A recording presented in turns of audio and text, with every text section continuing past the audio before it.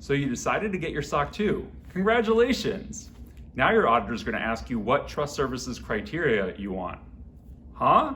The 5 trust services criteria are different areas of focus for your SOC 2 audit. 1 is required, security, and 4 are optional, confidentiality, availability, processing integrity, and privacy. We recommend at least 2 for every client. Security, the required one, and confidentiality, an optional one.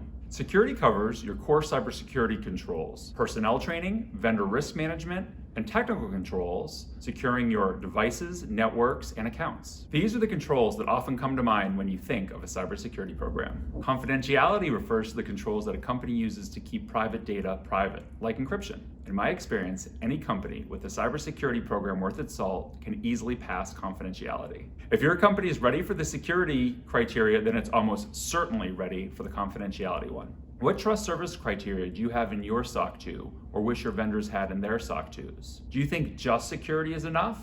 If I didn't cover your favorites here, don't worry, more videos are on the way.